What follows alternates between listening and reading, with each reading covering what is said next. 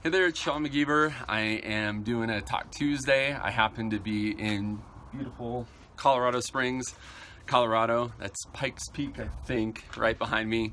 And I'm here at a Young Life training. We're having a great time. We're looking at theology and stuff. And we have a little bit of a break. And I want to do Talk Tuesday. It's Wednesday, but I have the club talk in my club on Monday on Luke 4. And so I was preparing anyway. And I'm excited to share with you some of my plans. They're on this piece of paper. I'll upload it. I might have to look at it a bit just because I'm out here. But basically, when you look at Luke 4, or when I look at Luke 4, there's a bunch of things that you could talk about in a Young Life Club talk. It starts off with Jesus' temptation, and then it goes into when he goes into the temple to read from the synagogue, to read from the scroll, and then he goes on healing some people. And really, any of those could provide some really good opportunities for a Young Life Club, Wildlife Club, etc. Especially the part about Jesus' temptation in the wilderness and Satan and all that. That could be a great campaigner study about temptation and the role of how God helps us and all that. So that's great. And also the parts about Jesus's first healings and miracles, really, really great. But for myself, at least I'm speaking in my club at Pinnacle on Monday, I am going to talk about the Binnal, which is when Jesus goes through and reads from, oh, there's someone here. Sorry. Hello, can you come back? Okay. Sorry there. Hotel room, and the lady who's going to clean the room is going to come back. So that's live for you. So anyway, I think that's a great one to do because for us, being Luke 4, and we're a new semester for us, we did Luke 2 last week.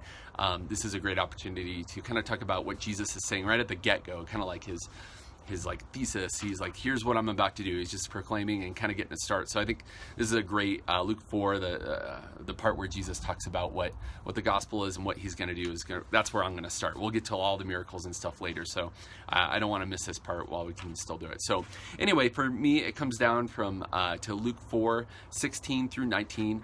And I break it down this way. Basically, there's the setting. And so we have to say, okay, Jesus goes in, and he is in the setting. The setting is in a synagogue, and they put the scroll in front of him, and he's going to read from the Old Testament, the only Testament at that point, and he reads from that, and he reads from Isaiah 61, verse 1, and 58, verse 6, and he reads this part. It says, "Spirit of the Lord has anointed me."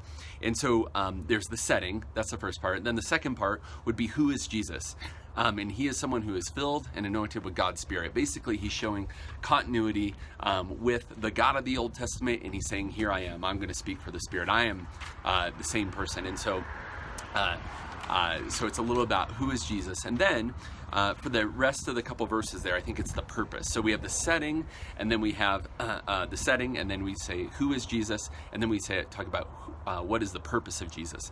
And the purpose of Jesus is to proclaim the good news. And basically the rest of the Gospel of Luke is a full explanation of what the good news is, as is the book of Acts, the Acts of the Apostles. But in this section, when he opens up Isaiah, he calls out a couple things. So what's the purpose? The purpose is the good news. And the good news is, one, it's for the poor. I'll come back to that in a moment. Two, it is an announcement of liberation and freedom and being sending off for those who are captive and stuck. 3, and its announcement that eyes that were previously blind were going to be opened.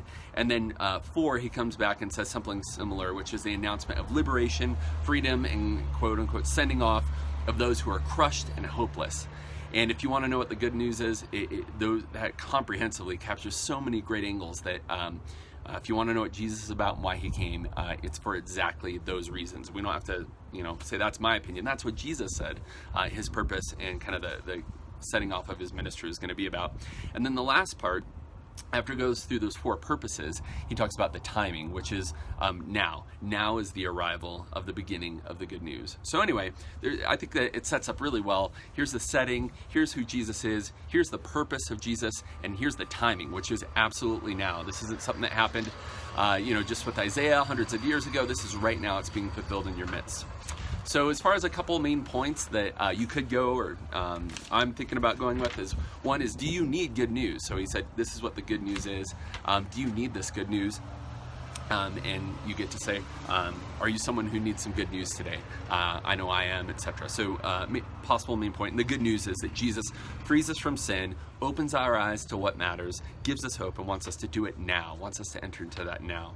Another option is that people look everywhere for all sorts of riches, so good news to the poor. What would good news to a poor person look like? Well, it might seem like it would look like a lot of money. And first off, I'll talk a little bit about what being poor is, at least when he's using that word. But usually for a poor person, maybe money or opportunity or maybe food, all sorts of things, and those are rightly so, part of ways that you would need those things. But however, Jesus is proclaiming something different. And so where do you look for riches or freedom or insight or hope? These are found not in money or in food or in things, so that hopefully the Lord will provide those, but in the person of Jesus Christ, in himself. And then another one, and this is a bit risky, but I'm just going to put it out there as I kept thinking through this. A main point is we are all trying to figure out where to look for accurate news, and there's been a lot that's been said about fake news, and no matter what your kind of political opinion is on it, it just is something that people are talking about right now. And say, I know that there's a lot of information and warnings out there about fake news. Well, I want to give you good news. I want to give you true news, and I know that it's true, and all of us Young Life leaders, wildlife leaders in this room here, I say it's true. We know about it. It's changed our lives. I want to give you the true good news of what Jesus has for your life. Just kind of a little bit of setup with the kind of contrasting the fake news kind of vibe. What does this show us about Jesus? Well, one, right in the get-go, in verse 18, it shows us a little bit about Jesus' divinity. It doesn't give a full-fledged kind of account of it, but it goes on and says, the Spirit of the Lord is upon me. And so that tells us about who Jesus is. Another one is that Jesus is the ultimate source for good news. He is going to proclaim it. And then third, that Jesus is saying that he is going to be one who liberates and heals the blind and makes declarations for the Lord.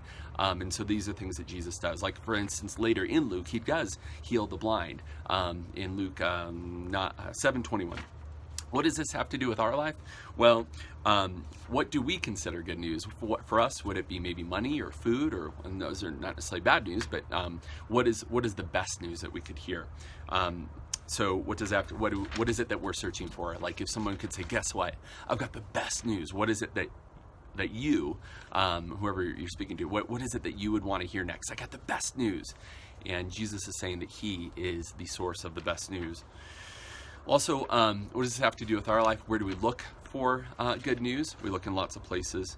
And another thing is that we will likely see God clearer when we are recognize ourselves as being poor, struck, crushed, hopeless. If we realize that we have need in our life, then we'll probably find and see Jesus clearer. Okay, I'm just going to go into some technical details and give you some illustrations, and then I'm going to wrap this up. Technical details. First off, I mentioned that Jesus isn't pulling this out of nowhere. He opens up the scroll that was given to him, and he quotes Isaiah 61:1 and Isaiah 58:6. This shows Jesus' continuity, as he's saying that he is not only reading and quoting, but fulfilling this. So his continuity with the God of the is proclaimed and revealed in the Old Testament, which is himself as well. It's part of the Trinity. He talks about the Spirit of the Lord is upon me. And so that's just another part about Jesus talking about his continuity and his divinity.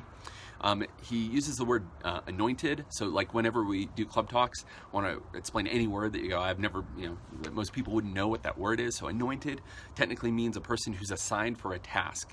And so Jesus is the person of the Trinity who's assigned to proclaim this task, to proclaim the good news verbally and in person. Good news to the poor.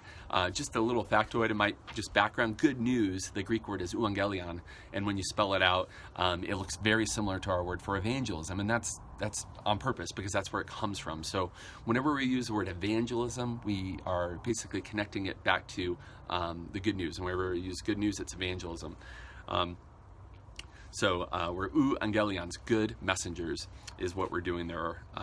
And also when Luke talks about the poor, he is including those who are poor maybe in the way that we understand, like in a lower socioeconomic, under-resourced sense. Absolutely, yes, yes, yes. But he's also explaining anyone who recognizes their need that they can't meet on their own. Those are poor, like maybe perhaps like in the Beatitudes, those blessed are those who are poor in spirit, who recognize how much they need. God later goes on, Jesus goes on later to say it's not the healthy who need a doctor, but the sick. So this idea about when you recognize that you're in need, you are identifying with the poor. Some, it's a very material poor.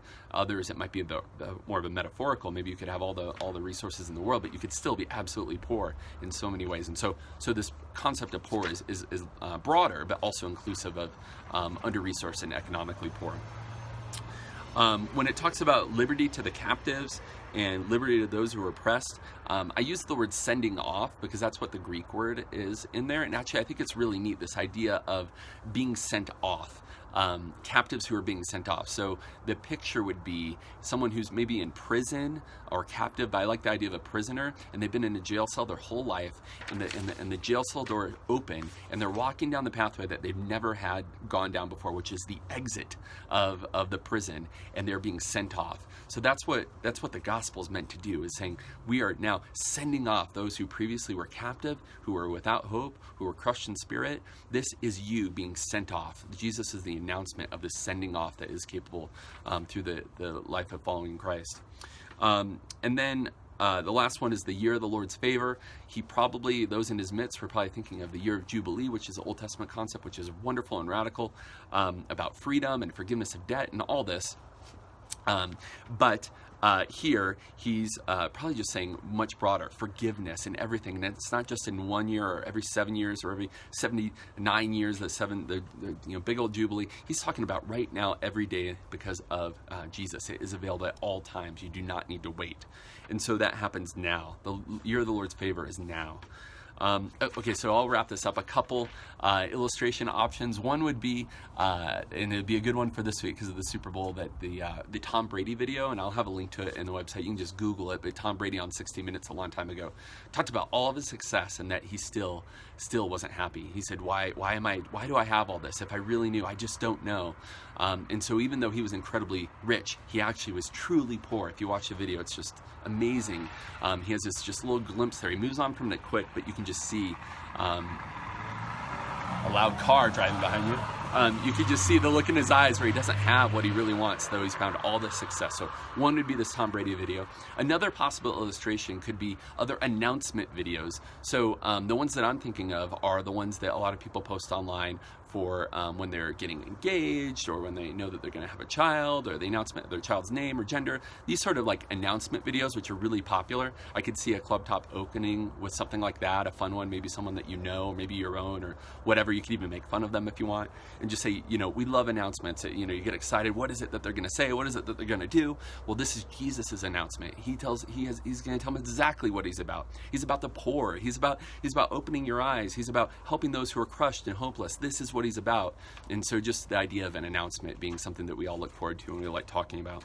Another one along the idea of announcement, and also about how he talks he's going to give recovery of sight to the blind, would be just putting on a blindfold, or maybe a mask or something, and just talking about what it would be like to go through life not being able to see. You could do the old trick too, maybe Wyldlife, this would be great, turn off the lights so it's dark in there, and you go, what if you went through life all like this? Well, I have an announcement to make. Boom, turn off the lights, or turn on the lights, or take off the mask and say, God wants us to see what he has for us, and I'm here to tell you today.